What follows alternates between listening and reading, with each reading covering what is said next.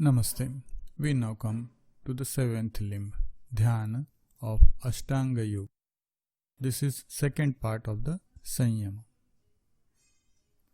So far we have been exploring Yama, Niyam, Asana, Pranayam, Pratyahar, Dharana, Dhyana and Samadhi as different limbs or aspects of yoga.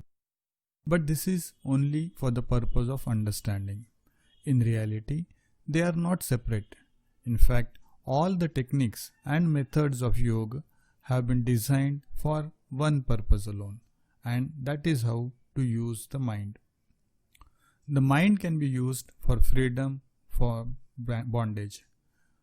When the mind is used with right purpose, it is clear and wise, with an expansive consciousness leading to liberation and beyond. When it is not used with right purpose, it is confused, chaotic, emotionally turbulent, and self-destructive. And consciousness contracts in on itself like a black hole, leading to misery. So, by integrating all the limbs of Patanjali's Ashtanga Yoga, the mind can realize its rightful purpose. They create the foundation for the mind to come to its original state of infinite potential. The first 6 limbs contribute to that journey in the following way. Yama is the process of removing all the unwanted tendencies, behaviors and thought patterns that limit consciousness and therefore destiny. Niyama is the process of infusing noble inner qualities and the appropriate attitude and inner focus for the inner journey. Asana is the focusing of the physical body inwards so that it participates in this evolution, facilitating the inward flow to the center in meditation. Pranayam is the regulation and stabilization of the energy field, bringing it into alignment and purifying it so that it also participates in the evolution. Pratyahar is the turning of our attention away from the external pull of the senses inwards to the field of consciousness, and Dharana directs the flow of thought towards the goal and then continues to hold and nurture that intention while we meditate. But it is dhyana or meditation that provides the real opportunity to dive inwards into the field of consciousness, to go deeper into the heart and master the mind. This is the realm of heartfulness of Raja Yoga. In fact, in the heartfulness system, Yama, Niyam, Asana, Pranayam, Pratyahar, Dharana, Dhyan and Samadhi are all taken up simultaneously during the course of meditation. Meditation in due course leads to the concentrated state of Samadhi. Sri Ramchandra of Shahjahanpur describes it as follows. We have spoiled the mind ourselves by allowing it to wander about aimlessly during leisure hours. The practice has continued for years and it has now become almost its second nature. If we now try to control the mind by putting it under restraint, we meet with little success. The more we try to suppress it by force, the more it rebounds and counteracts, causing greater disturbance. The proper method to control the activities of the mind is to fix it on one sacred thought, just as we do in meditation, and dispel from it everything unwanted or superfluous. Over the course of time, after constant practice, the mind becomes disciplined and regulated, and much of the inner disturbance is eliminated.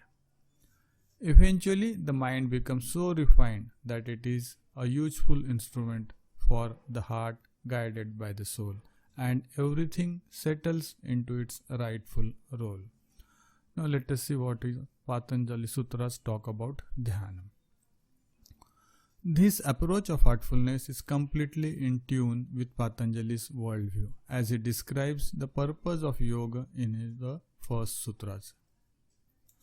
In Sutra 1.1, Atha Yoga Anushasanam, meaning now after prior preparation, through the course of life and other practices, the training and practice of yoga begins. In Sutra 1.2, Yogas Chitta Vritti Nirodha, meaning yoga is the restraining of the field of consciousness from fluctuating and taking various forms. In Sutra 1.3, Tada Drashtu Swarupe Avasthanam, at the time of meditation, the seer rests in its own original essence, its own true nature.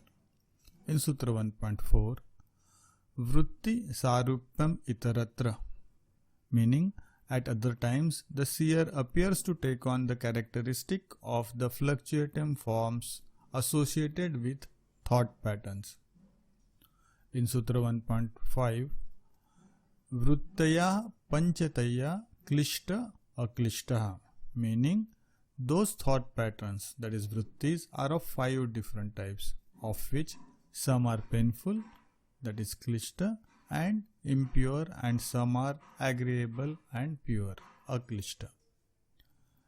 In Sutra 1.6, Pramana Viparyaya Vikalpa Nidra Smritayaha. So these vrittis are of 5 types.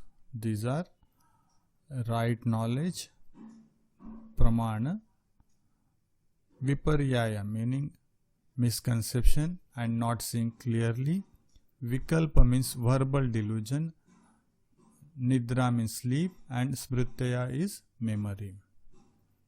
In Sutra 1.7, Pratyaksha Anumana Agama Pramanani, meaning there are 3 ways to develop right knowledge, that is direct perception, inference, and competent evidence from others.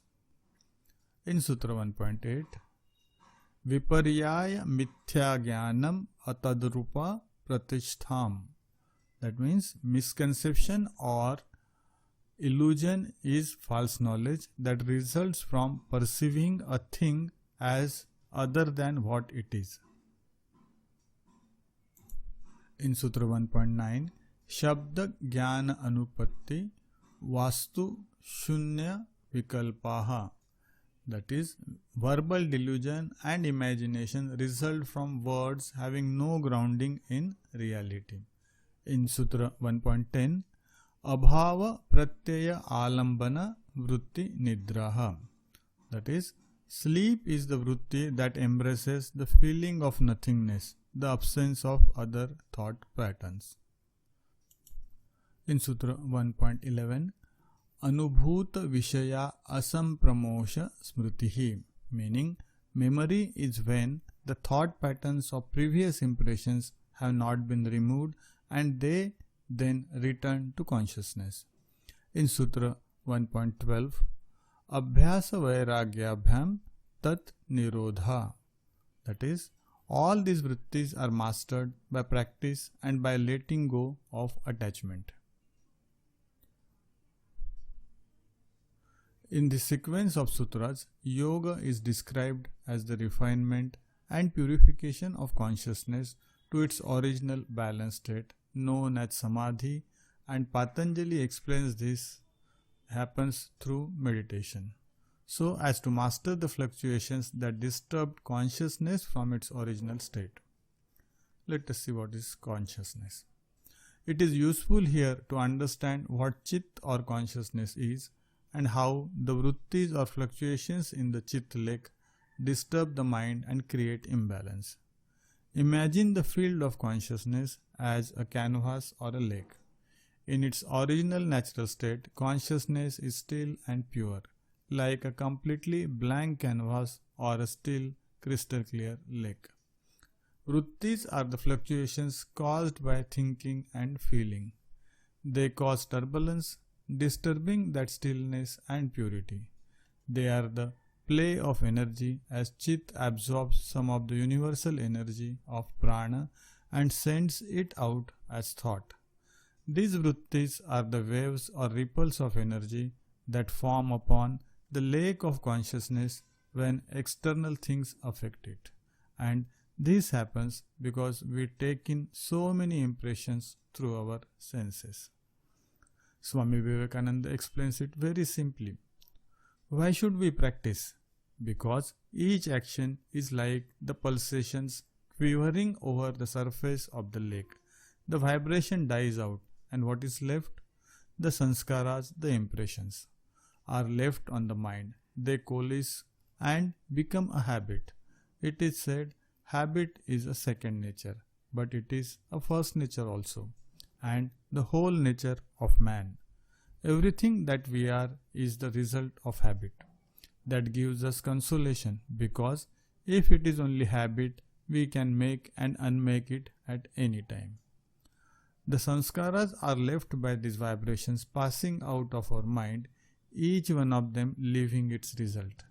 Our character is the sum total of these marks, and according to as some particular wave prevails, one takes that tone. If good prevails, one becomes good. If wickedness, one becomes wicked. If joyfulness, one becomes happy. Never say any man is hopeless, because he only represents a character, a bundle of habits, which can be checked by new and better ones. Character is repeated habits, and repeated habits alone can reform character. The chit is also always trying to re-establish its original stillness, purity and simplicity, and that is why the mind is constantly throwing off thoughts. It is removing the heaviness and turbulence created by the accumulation of vrittis both in the conscious and unconscious parts of the mind. It is attempting to calm the waves and ripples so that the chit lake becomes like a still clear pond where we can see to the bottom, to the soul. That is also why we dream. In that relaxed sleepy state, the mind is trying to purify the canvas of consciousness by throwing off impressions from the subconscious so that it can dive into the deep sleep state to touch the soul. Dreaming is an obvious prelude to deep sleep, but dreaming is generally not enough to purify the chit, as most of us accumulate more impressions than we can remove. We create an imbalance because our sensory organs draw us outwards into mental and emotional stimulation. The more hectic our lives, the less stillness in our lives. The more stimulation we crave, the more desires we want fulfilled. The greater the load of impressions we will accumulate, so the muddier and more turbulent the water is in the lake. Let us see what are the first steps in yoga. Because of this, the first step in yoga is to restrain that outward pull of senses and start to return journey inward through meditation towards a purified consciousness. We start with meditation, and the other steps of yama, niyam, asana, pranayam, pratyahar and dharana naturally come into play along with dhyana. When meditation is seen as a separate event or activity of the day, it is rarely effective. In contrast, when we prepare for meditation the night before and then afterwards try to carry the condition received in meditation into the rest of the day, then its effectiveness is dynamic and life-changing. Let us see now about preparation for meditation. It makes a very vital difference to the quality of meditation the next morning if we prepare the evening before. The first thing is to remove the impressions at the end of the workday through the practice of heartfulness cleaning. In this practice, the chit is cleaned of the fluctuating vrittis in the same way that taking a bath cleans the body. The fluctuations reduce so that the canvas of consciousness moves towards a state of stillness, lightness and purity. This removal of these unwanted impressions is active yama. We continue with yama by also removing the behavioral tendencies and habits that have developed as a result of these impressions. The heart and mind are often preoccupied because of the various emotions, interactions with others, habits and behavioral patterns that occur during any day. Someone may have hurt us, we may be jealous of someone else's success, worried about money or children, or feeling resentful or fearful. We may even feel guilty about something we did or did not do. So, the reflective, quieter time during the evening before going to bed is a wonderful time to scan the day's activities and decide not to repeat anything that we may have done wrong, even unintentionally. This is also the time to connect with our fellow beings, acknowledging them all as brothers and sisters on this journey of life, no matter what they have done, in order to release all complexities in relationships. How can any resentment, jealousy, or fear of others remain in our hearts when we accept everyone as one family? Finally, the time just before sleep is perfect for connecting deep within the heart to the self through the heartfulness prayer.